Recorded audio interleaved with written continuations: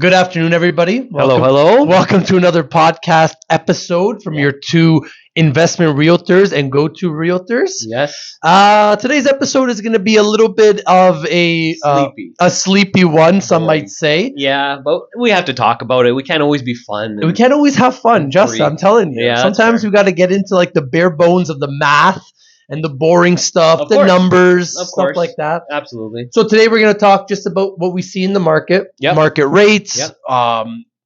just the inventory, how it's moving, what the sales have been. What the trends are, what we've been Trends, seeing, kind of right? what we've speculated last year around this time to what it is this year. And I mean, we could both agree it's been a really slow start. This year's been very slow. I mean, traditionally in our markets, we always kind of see like the highs and the lulls of, Christmas came. Yeah. Then it's usually traditionally slow until like the big spring market. I mean, when we were in that COVID frenzy, there was no spring. no, it was just market, go, nothing. go, pretty much. Yeah. And now I'm wondering, like, we've kind of pretty much gone back and forth with, okay, well, are we seeing traditional trends here now? Are we going to go back to, okay, everybody's holding in the cards and all these listings are going to drop in, March, April? I think it's possibility. I mean, I could just tell you just from bare numbers I'm looking at right Yeah. now, total residential transactions Mm-hmm. so far this year versus last year, Yeah. we're already down 44.6%. Which makes sense. I mean, it wasn't the COVID boom that we've seen wasn't traditional in any way, No. even No. with our mortgage rates, what we've seen. It was an fixed. artificial Yeah. inflation where they bubble lowered popped. the bubble. They lowered all the rates so Yes. low that people who never thought they would ever buy a house Mhm. thought they could buy a house. Which- They bought them. Kind of in, I would say, false pretenses, because I mean, Bank of Oh, yeah. Canada, it was all told that these mortgage rates are going to stay so low Forever. for a long time. And I mean, you fast forward, coming up the third year, that's not a long time. And now I think we were reading a stat that 45% of Canadians are on a variable are almost at kind of their trigger rate where they'll probably have to sell or figure out other means of maybe renting out rooms, maybe renting out the Basement. house themselves and then moving back in if they have family. So I mean, it's not anything good or positive we're talking about, but I guess it definitely is good to kind of bring some light. I mean, in Well- this world, we've heard all the gloomy stuff, and it's just Well, I mean, you could add that to food costs. You could add that to gas. You could add we're that really to, trying to bring everybody down today. Eh? Yeah, that's fair. We just read a stat this morning where a lot of families are going down to one car. Yeah, Too. a lot of people have pulled insurance on the second vehicle to kind of make ends meet.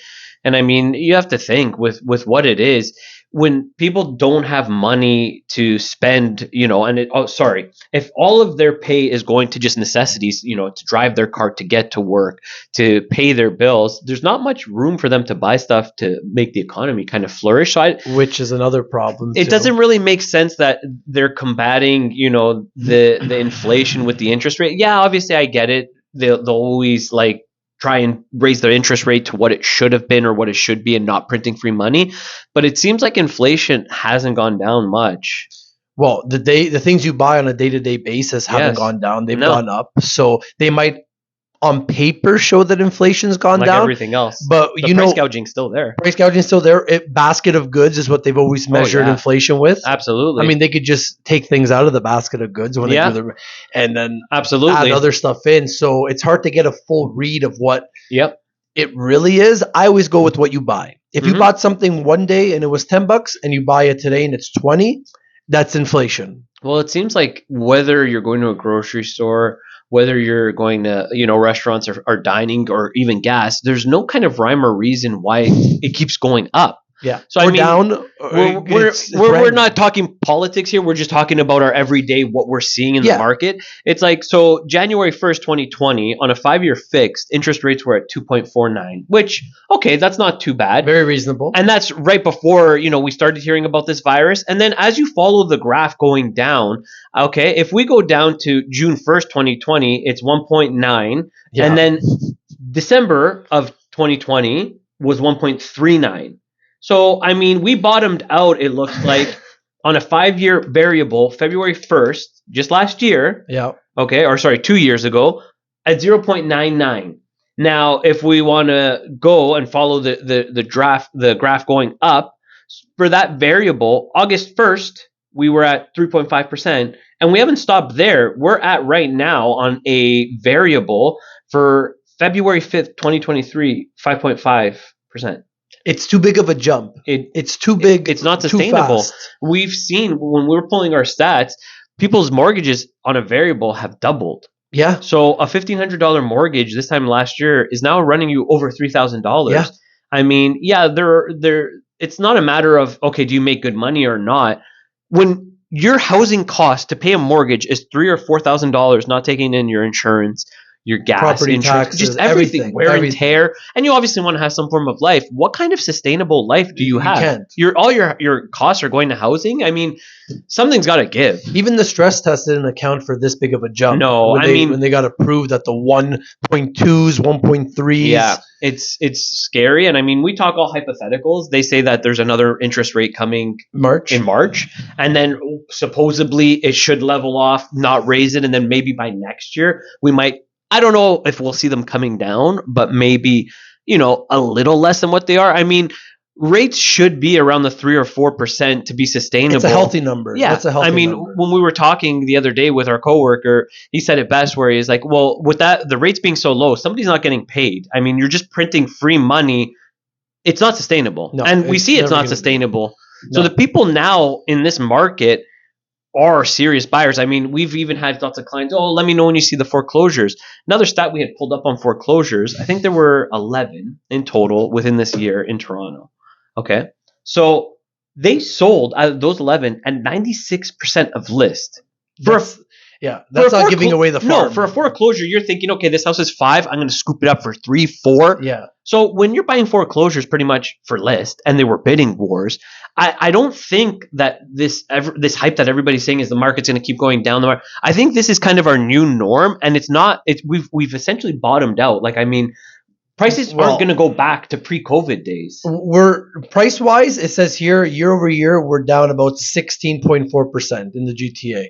That might be it. Like you said, I don't think it's going because the supply isn't there. No, and that's not to mention these aren't the prices. The new norm aren't what they were pre-COVID.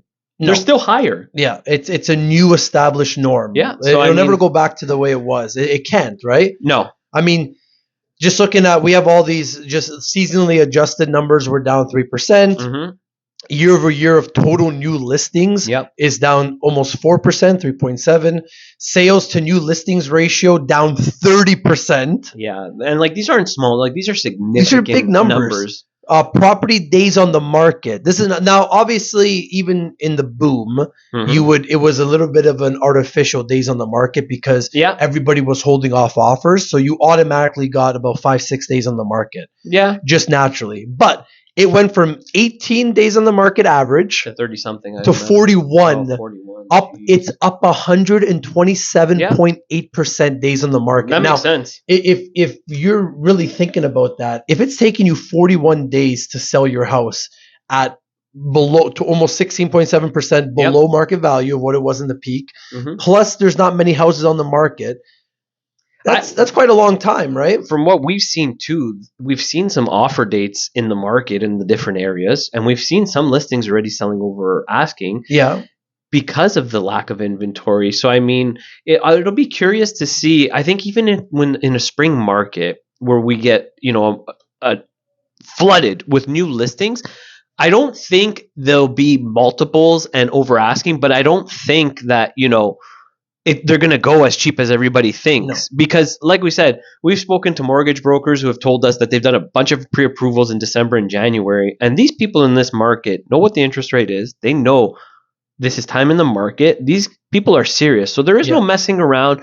Yeah, obviously you're going to probably, I wouldn't say kick tires. You're not going to go in at what their list is, but you're not going to get these, $500,000 houses that are close to $1 million. You're not. No. That boat's sailed. I don't think it's coming back. And I mean, like we talked about in our other podcast, whether it's an investment or we have a lot of people we know, clients and friends that are moving out of Ontario, going different provinces because, places like Windsor, places like Quebec, all those places are still kind of, they're more affordable. Absolutely. So, I mean, the same job you could have here, you could have there with, the cost of living being a lot less and a lot significantly better.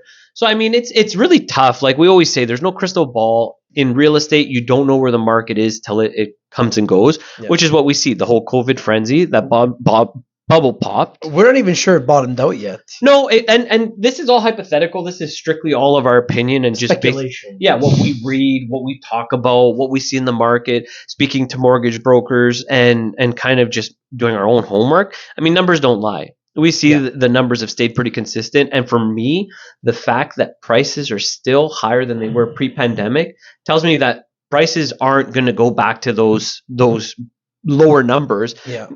We might still see it obviously in a declining market, a couple percent here, a couple percent here, but I don't think it's going to be what it used to. You need sellers to give away their house. Yeah. That's the only way. And how many sellers want to give away their house? Well, how many do we know that we've worked with that said, hey, sell our house, but give it away for free? And we've gone, okay, no problem. We can do that. There's been quite a few. Yeah, there's been quite a few in our dreams. Well, you know what they say about dreams, right? No.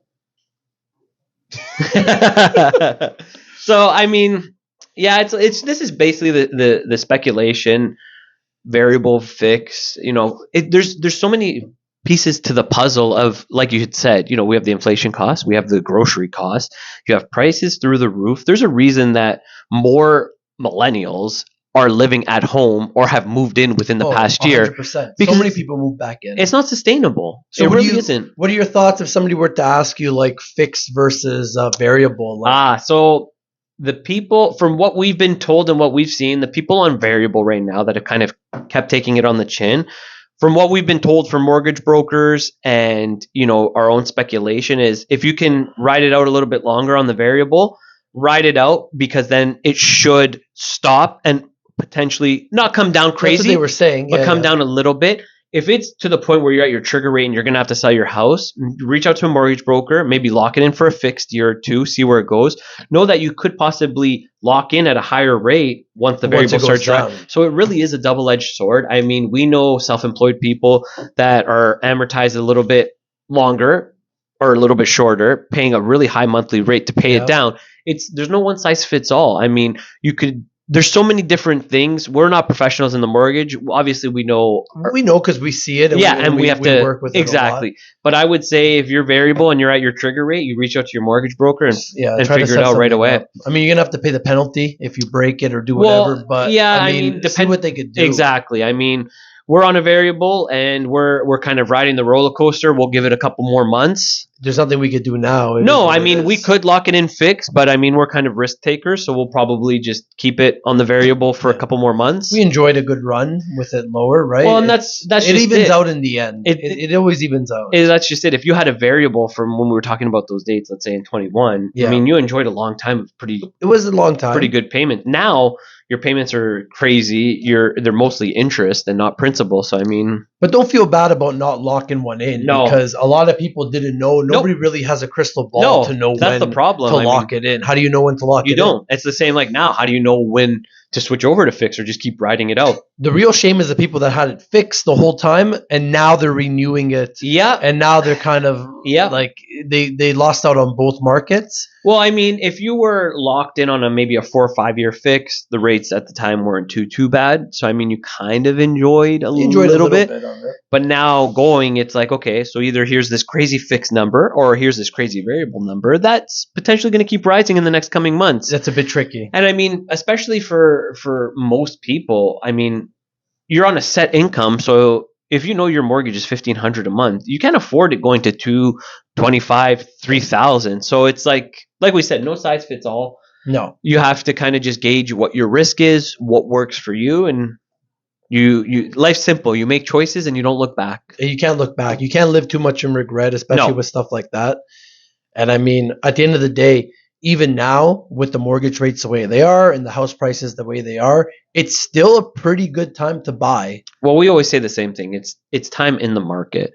It doesn't matter what's going on. So if you can afford it, whether you're renting it, whether you're living there, whatever it is, get into the market. Get in. Even if you have to rent out the basement too. And find something else. Yeah, we know a lot of people that, have an issue with that, or I wouldn't say that they think they're too good for it, but it's, some people just aren't comfortable with having strangers. They don't want strangers in their house. Which is totally understandable. But at the same time, If you do it properly, though, if you soundproof it, you get that separate Exactly. entrance in, separate driveway spot, Yeah. kind of have it all ready to go Yeah. in like another area.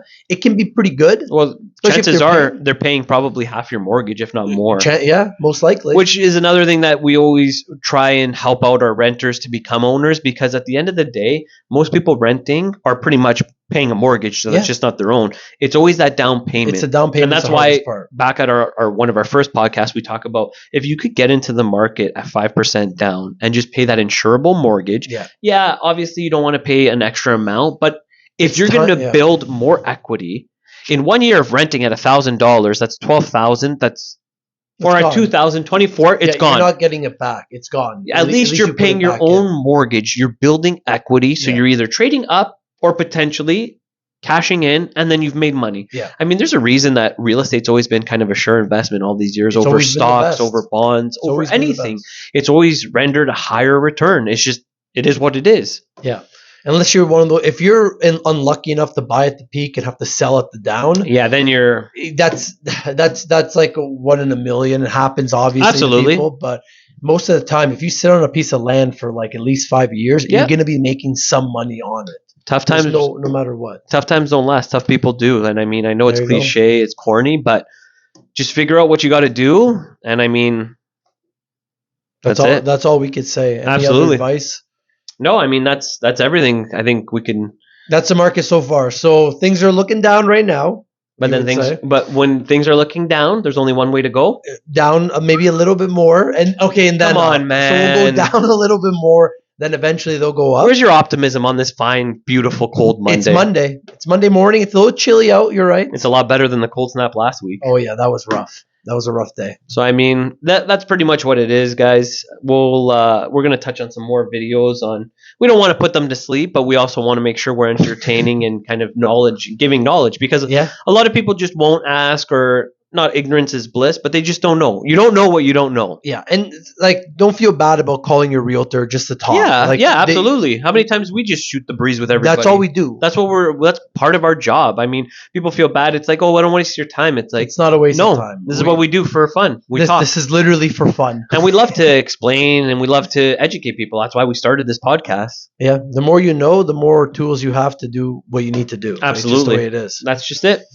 All right, well, that's another episode. We're signing off. We'll be trying to hit up another video this week. If not, Yeah, you can count on at least one video per week. At Maybe a least couple one a week. shorts. a couple shorts. Yeah. Don't forget to like, share, subscribe, Comment. comment. Please give us some pointers, some Yeah. topics you want to talk about. Something you didn't like. We're always Yeah. open to criticism. I mean, no, we don't take anything to heart. It's the only way to learn. That's it. It's the only way to learn. Until next time. All right, guys. Ciao, ciao. Ciao.